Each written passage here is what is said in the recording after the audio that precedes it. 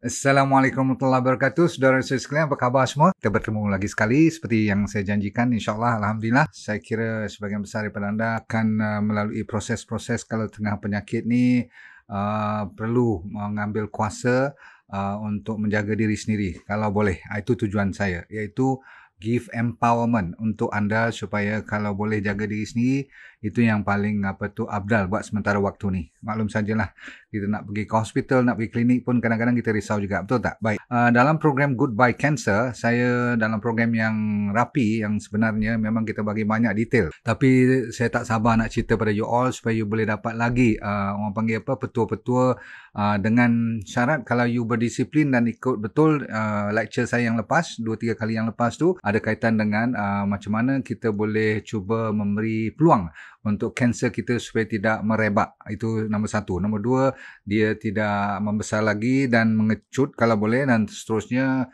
secara natural kita cuba lawan dia sehabis mungkin. Sebab apa? Kita tahu zaman sekarang topik yang terlalu hangat dibicarakan sekarang ialah angiogenesis, iaitu cara mana kanser dia bergerak dan metastasis pun boleh merebak pun, iaitu dengan menjadikan akar ataupun pembuluh darahnya tu kecil-kecil, lama-lama besar-besar dan bercabang, maka dia jadi terlalu banyak sampai tak boleh kontrol. Faham tu? Itu saya cerita tentang autophagy, apoptosis semua tu. You tengok balik lecture yang lepas. Baik, malam ni sudah bersedia belum? Dan tekan like, tekan love, tekan share please. Sebab ramai yang cuma mungkin berperasaan kalau you cuma kena kanser saja baru you nak dengar cerita I pada malam ni. Salah besar. Sebab yang lebih senang kita handle ialah kalau jumpa awal atau kita temui kanser tu peringkat awal ataupun belum kena, penghindaran tu lebih baik. Berarti kalau you daripada awal lagi dah mula boleh ikut 10 jenis makanan ni, you boleh elakkan dia walaupun you tak kena penyakit apapun, saya kira you boleh menyelamatkan daripada bukan saja kanser tapi terutama sekali penyakit-penyakit yang kronik seperti diabetes, high blood pressure, kolesterol, obesity, penyakit autoimun, you pernah dengar kan, psoriasis, SLE, rheumatoid arthritis, GERD dan sebagainya. Tapi yang fokus khas kepada kanser, cuma dia boleh diguna pakai untuk semua jenis penyakit. Maklum sajalah kan, ni dipanggil holistic medicine. Baik, saya bercerita ni sambilan you tengah nak siapkan pen dan kertas. Sebab apa, nanti you boleh share dengan kawan you pun. Baik, ready? Nombor 1. Anda dah pernah dengar, tadi saya tengok Lai Jet Li pun dah bagi sikit mukadimah dia. Dia tulis banyak yang dah betul, tapi saya akan bagi keseluruhannya. Ready? 10. Number 1. Tidak lain, tidak bukan. Anda tahu angiogenesis, dia punya baja dia untuk pertumbuhan banyak akar-akar kanser ni, pembuluh darahnya supaya dia jadi segar megar, dia adalah gula. So, walaupun saya dah cakap 1000 kali, tapi saya terus akan cakap lagi, rupanya gula pasir terutama sekali, dan gula pasir yang dah dimasukkan dalam makanan yang sampai you tak nampak tapi pastinya manis. Dan orang Malaysia, saya nak tanya you, cuba tulis kuih apa yang paling manis. Dan di mana you boleh dapati makanan-makanan ni. Cepat. Ni kita tahu kat negeri mana, bahkan semua negeri pun ada makanan dan yang famous food masing-masing kan. Saya bagi contoh lah, macam Seri Muka ke, kuih lapis ke. Okey, tulis lagi kuih apa yang betul-betul manis, yang bukan gula pasir, tak nampak gula pasir. Okey, tulis. Saya masih ingat ada kuih cara lah kan. Tapi saya nak dengar orang-orang yang berkenaan ni. You mesti tahu makanan yang begitu manis. Cepat. Yang confirm kita biasa makan dan kita suka makan. Tulis. Cepat. Saya nak tengok 2-3 orang tulis. Akok. Saya nak dengar perkataan tu lah.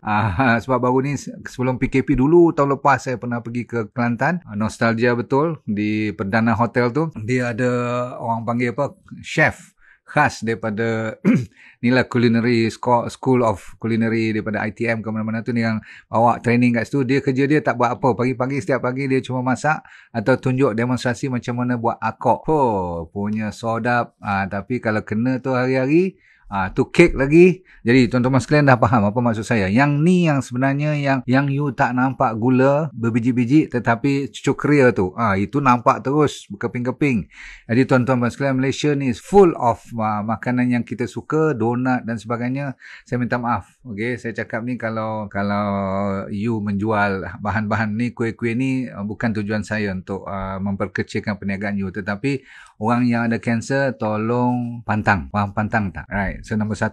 So, apa saja yang dah dikenal pasti yang ada gula, out. Nombor 2. Nombor 2 adalah susu yang berasaskan daripada binatang. Tahu kan? Daripada sama ada lembu ke, kambing ke, daripada mana-mana lagi, susu unta ke, okay, you makan apa pun asalkan susu ni daripada binatang, tolong. Dan adakah susu itu haram ataupun patut dihindar selamanya? Jawapannya tidak. Selagi mana you tahu kenapa saya minta you halang ataupun hindar ataupun pantang dengan susu ni, disebabkan dah didapati susu ada bahan-bahan yang bila ibunya susu ni kan datang daripada lembu betina dan sebagainya ni, kalau dia dibela sendiri ataupun cara liar dan dilepaskan ke hutan ataupun padang-padang yang tak terganggu dengan makanan-makanan atau injection dan sebagainya, dan dia sendiri bebas.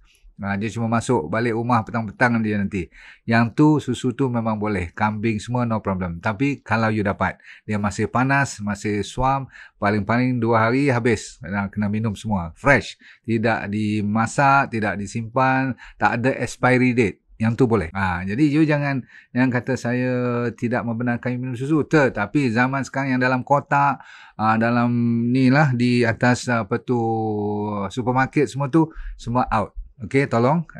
Tak sempat saya nak cerita apa ada dalam susu ni yang menyebabkan dia boleh membajai angiogenesis. Ingat perkataannya ialah memberi ketumbesarannya lebih cepat melalui baja yang kita bagi kepada akar-akar kanser tadi, ya, pembuluh darah yang halus tu. Okey, baik. Nombor 3 ialah meat. Semua jenis daging ataupun ikan ataupun siput-siput ataupun anything to do with yang ada mata dan ada kaki, buat sementara waktu. Saya ulang, buat sementara waktu, tolong tolak ke tepi.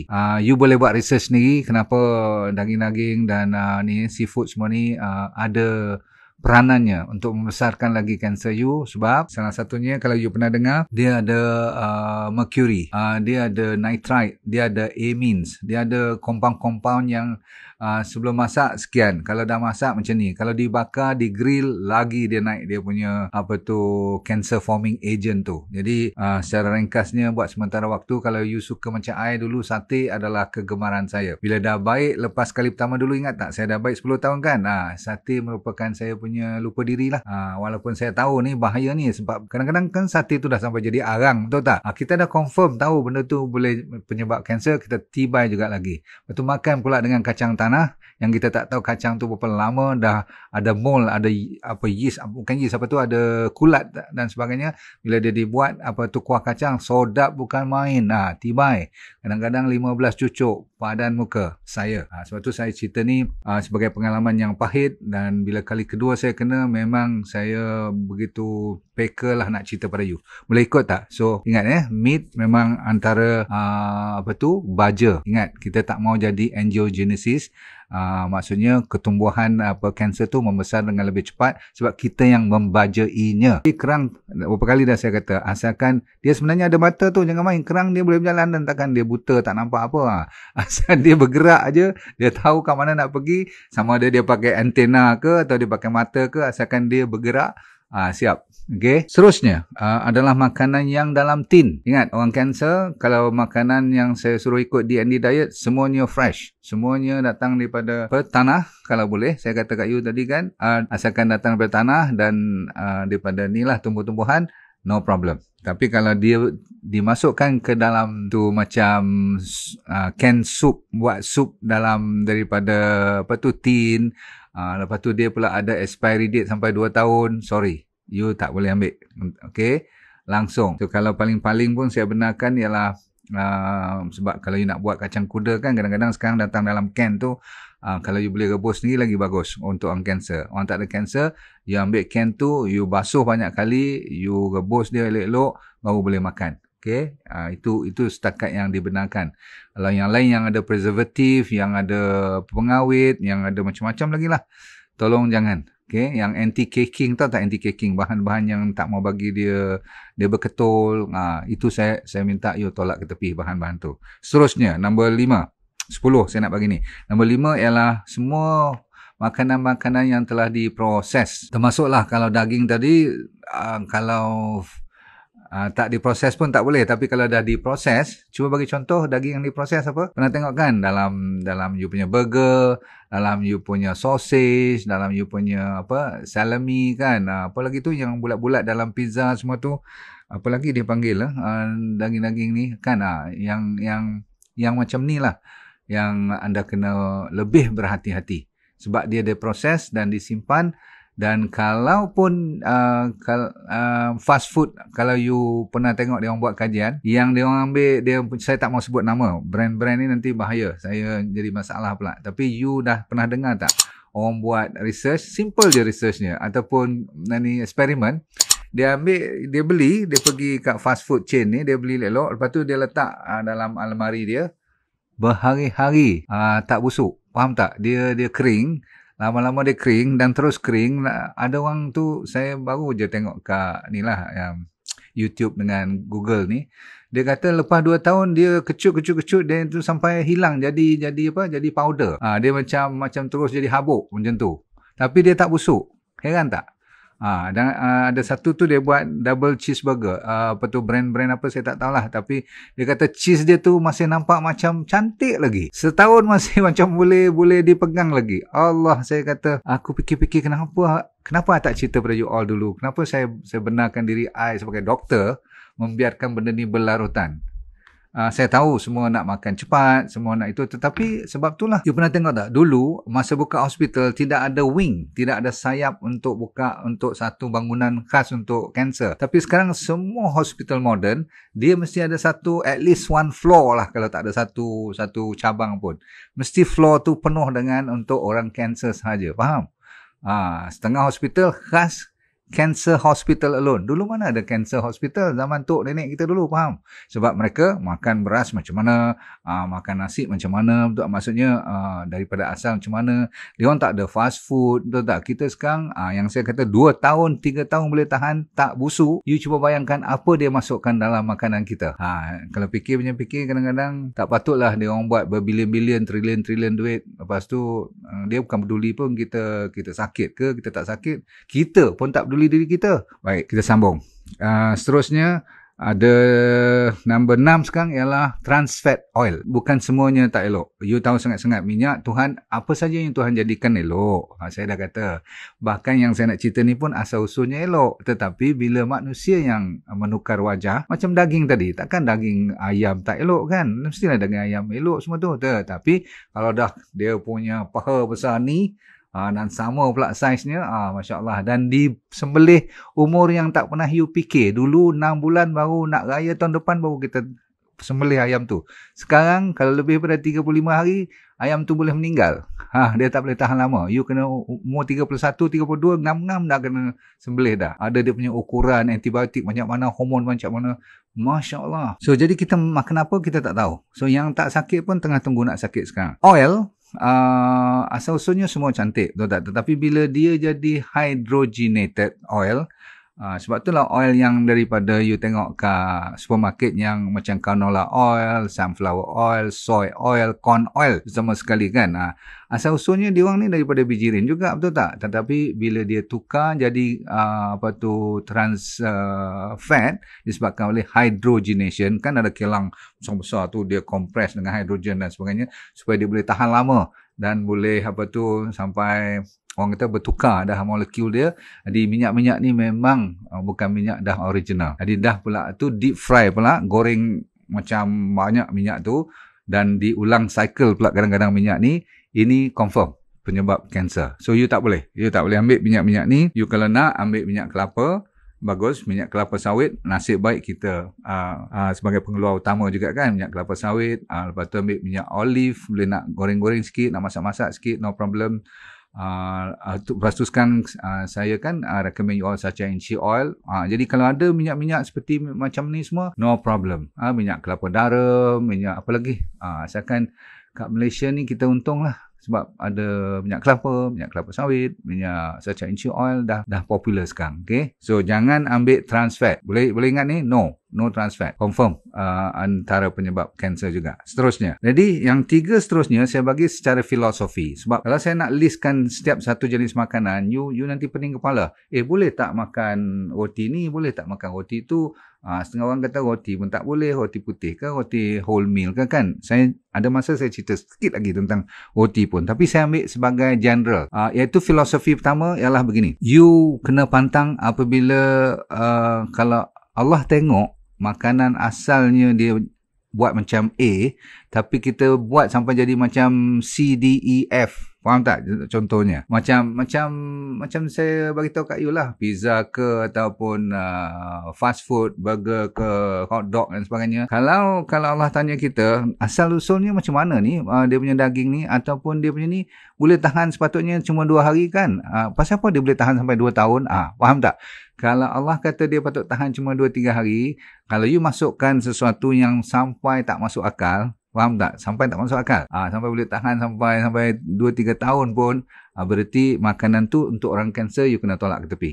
Sebab tu kalau boleh pergi petik kat you punya kawan punya rumah, kalau you tak ada garden ke apa, kalau siapa-siapa yang kawan kanser tu, you tolong offer dia, kata aku adalah pokok kelapa kat belakang tu, kalau aku boleh petik aku bagi kat engkau sekarang. Itu yang terbaik daripada kalau air kelapa yang dalam kotak. Faham tu? Sebab kalau Allah tanya asal dia macam mana, dia sepatutnya habis berapa lama, dah basi, dah masam, engkau buat sampai lebih, itu berarti you kena tolak ke tepi. Semua boleh tangkap cerita saya tak? That means God punya natural, you kalau tukar dia untuk orang kanser, out. Susah kan? Bunyi kan? Tetapi banyak pilihan. Jangan risaulah. Sebab saya dah pernah melaluinya. Sebab tu saya boleh cerita. Taklah kita perfect. Tetapi kita cuba sedekat mungkin. Seterusnya. Dan you jangan rasa sedih bila dengar cakap ni. Sebab nanti you kata, Allah doktor nak makan apa? You jangan bimbang. Tuhan bagi kat saya dah 10 tahun kali kedua kena ni. Sejak 11 tahun saya kena kan dah dekat 20 tahun kan. So 10 tahun pertama kena kali kedua, so kali ketiga, so ni masuk second 10 years. Saya minta lah kita sama-sama doa supaya tak kena lagi sekali lah, Masya Allah. Okay. Tetapi saya mahu berpegang, kalau you dah nampak sampai warna pun lain, bentuk pun lain, design lain dah, itu jangan langsung. Nombor 2, itu dah nombor 8 kat sini, tapi dari segi filosofi yang kedua, satu, Tuhan kata ni bukan makanan aku buat. Okay. Nombor 2 ialah dia mesti natural. Dia tak boleh you pergi genetically modified. Tahu tak?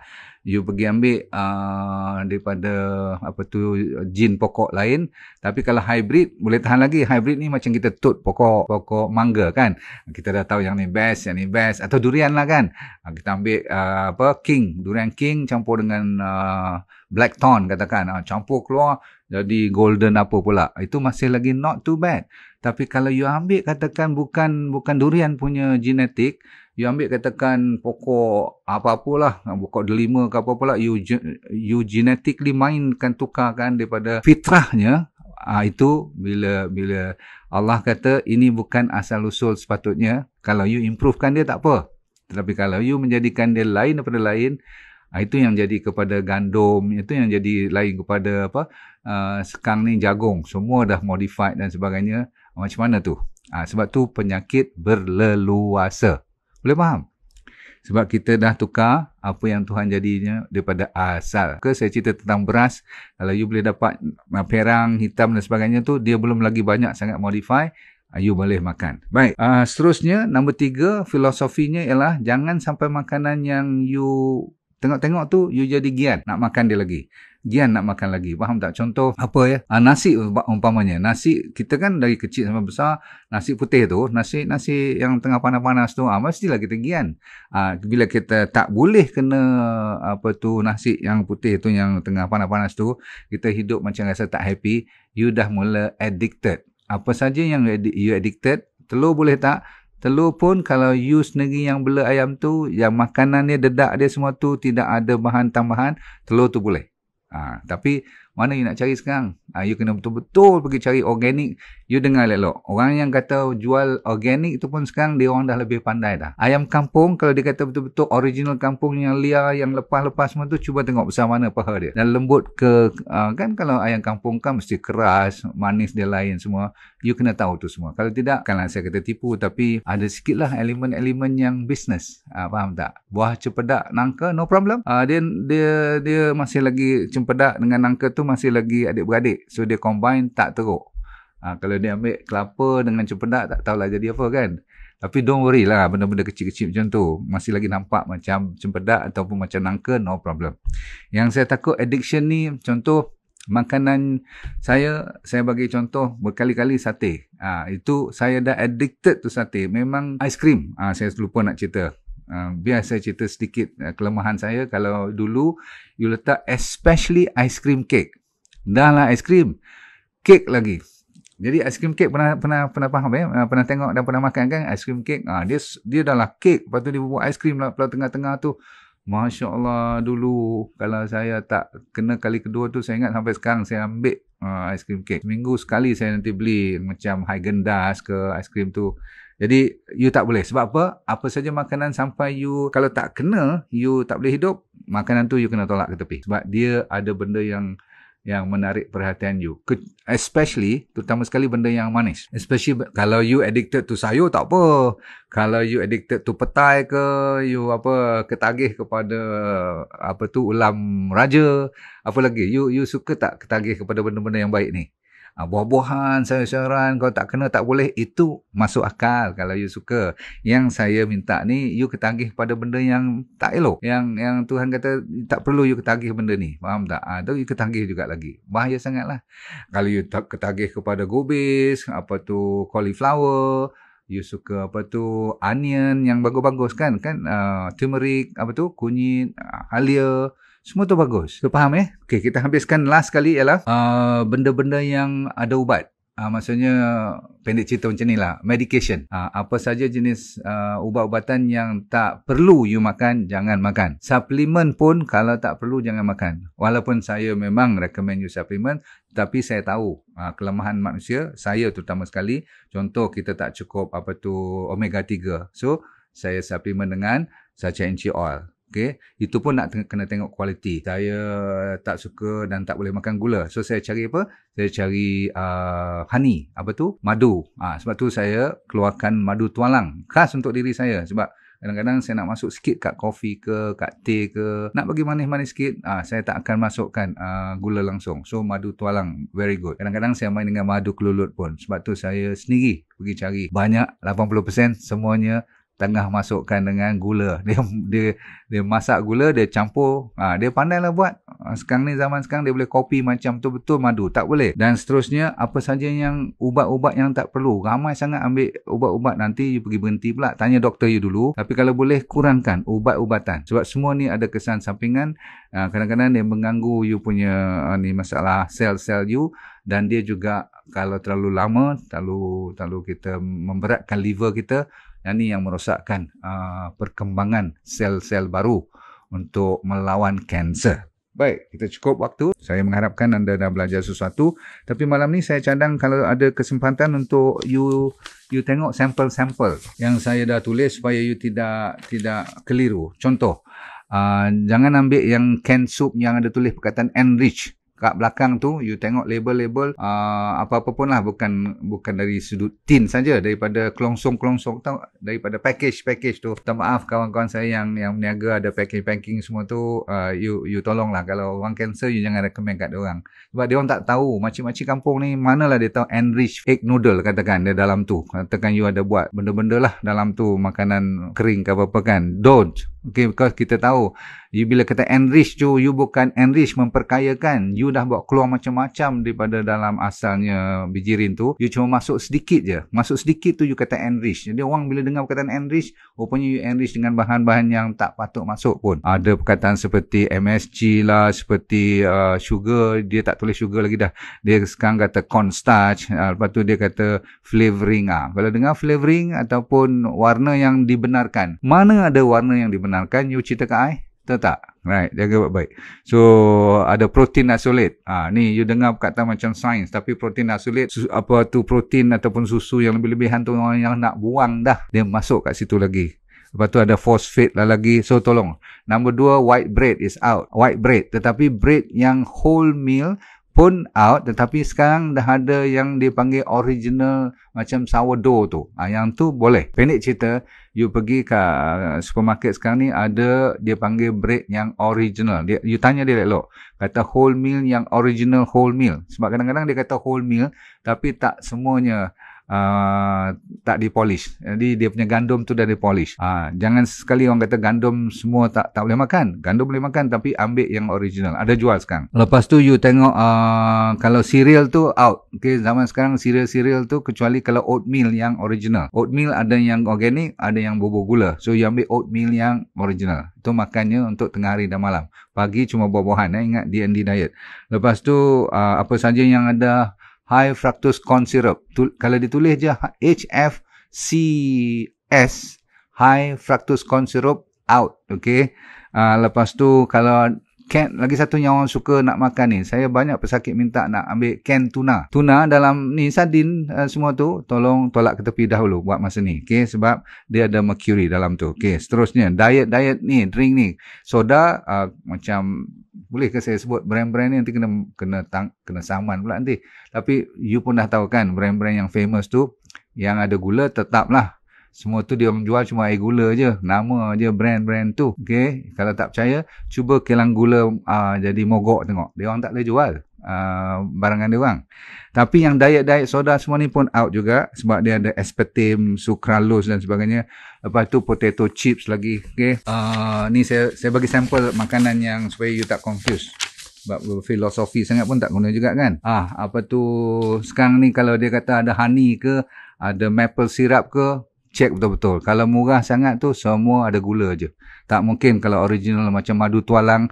Kalau you beli bawah pada RM100 semua tu, you cek dulu. Betul ke madu tu tualang ke ataupun siapa buat apa kat dalam hutan tu dia masak gula macam mana. Jaga baik-baik. Okay, saya tahu sangat-sangat lah sebab saya kena masuk dalam badan saya benda-benda tu. Margarine out. Okay. Lepas tu energy drink. Semua jenis energy drink is out. Okay. Fruit juice yang dalam kotak semua. Okay. Fruit bagus tapi bila dah jadi juice, out. You jangan nak ambil yang dalam kotak. Kalau betul-betul terliur sangat, you perah sendiri. Dan kita tadi cerita deli meats. Makanan yang di kedai-kedai yang kan, yang cold meat dan sebagainya tu. Jaga baik-baik. Asalkan daging-daging je dari tadi fresh pun kita tak bagi pun kan. So kita dah habis. Saya tinggal apa lagi satu. Kalau benda yang bergula tu tengok high glycemic index. Kalau you tengok, you nak tengok pun bukan boleh kita refer hari-hari kan. Senang cerita lah. Kalau setakat gula daripada buah-buahan, boleh, no problem. Kalau sugar cane, kalau pasal gula ni fresh baru dikisar, you boleh minum tu, no problem. Kalau overseas tu ada agave, makanan yang dibuat gula daripada pokok tu, no problem. Asal-usul daripada Bali pun boleh. Dan paling tinggi dia punya glycemic index yang menyebabkan insulin ataupun gula boleh naik ialah honey kita. Lain pada honey tu, kalau benda yang manis lagi atas pada honey, you kena hati-hati. Apa tu dates, apa tu kurma semua boleh, tetapi kalau terlalu kering sampai dah betul-betul kering tu, you jangan terlalu banyak makan date. Mana nak cari yang fresh kan sekarang ni. So, kebanyakannya honey tu you kena jangan terlalu banyak, lebih daripada katakan 7 biji sehari tu dah kira agak banyak. Hati-hati. Tapi masih bagus. Dates memang terkenal. Stevia memang boleh. Untuk mereka yang takut kepada gula ataupun nak kena manis juga, stevia yang terkenal sekarang lah. Ada orang tanya saya pasal kopi, boleh tak? Cranberry juice boleh, no problem. Yang fresh ada ke yang fresh? So kita tutup cerita kopi. Tadi orang tanya saya kopi sebab tu saya buat Gayo Coffee. You cuba check dengan admin kita import best coffee supaya tidak ada daripada dia goreng lagi, kita dah tahu dah dia masuk gula, masuk garam, masuk apa lagi, kita kena tahu. Butter kadang-kadang dia campur macam-macam formula ni nak bagi sedap aroma semua. Kita kena cari yang betul-betul original, yang kau punya. Saya minum selang sehari ke kadang-kadang setiap petang, namanya Gayo Coffee. Saya masukkan Sanchez oil 1 sachet, saya masukkan lauric, saya titik 5, 6, 10 titik tu, jadi dipanggil coffee bomb. Untuk orang kena kanser, nak gian hilangkan kopi, itu caranya. Okey, kita bertemu lagi pada majlis yang terdekat. Kalau susu untuk baby, tak boleh lah. Susu tu dibuat daripada apa? Saya dah kata tadi, kalau susu tu maksudnya boleh tak baby tu minum susu? Kalau you dah tak menyusu, sebab tu yang terbaiknya susu you sendiri kan. Tetapi kalau baby tu tengah menyusu dan dia tidak allergic kepada susu yang you bagi tu, nak buat macam mana? Zaman moden sekarang ramai yang kena pergi kerja dan sebagainya. Silakan. Saya tak boleh nak halang terus ke tidak baby tu nak minum apa, betul tak? Itu pun ambil yang hypoallergenic, yang kurang beralergi. Faham tu? Kalau untuk anak you. Right, gula Melaka pun check balik. Betul ke dia buat ataupun dia dah campur dengan gula. Kalau dia betul-betul ambil daripada nira dia betul-betul dan dia buat bagi bulat-bulat tu jual kat tepi jalan tu, kalau you kenal dia sendiri panjat pergi cari nira tu boleh. Tapi zaman sekarang you boleh garanti tak? Okey, itu tujuan saya cerita. Kalau you pun sikit-sikit lah nak buat buah Melaka tu kan, apa tu, kuih Melaka kan. Alright, cukup dulu. Terima kasih. Tolong tekan share boleh tak? Sebab topik yang saya bagi ni saya kira ramai patut tahu ni. Dan you yang tak kena kanser, tolong ambil ni serius tau. Lagi seronok kalau you manalah sama dengan orang kena kanser dengan tak kena kanser kalau berdisiplin. Masya Allah. Orang yang kena kanser tak ada choice. You kena ikut. Ni, okay? So itu saja nasihat saya. Kita bertemu lagi. Anda berhati-hati supaya satu keluarga sihat walafiat. Saya doakan yang terindah. Senyum sok mo. Jangan lupa kalau free pagi-pagi join saya dalam sebelum pukul 7 tengok matahari naik tak naik. Kalau apa pun banyak bersabar. Okey. Assalamualaikum warahmatullahi wabarakatuh. Bye.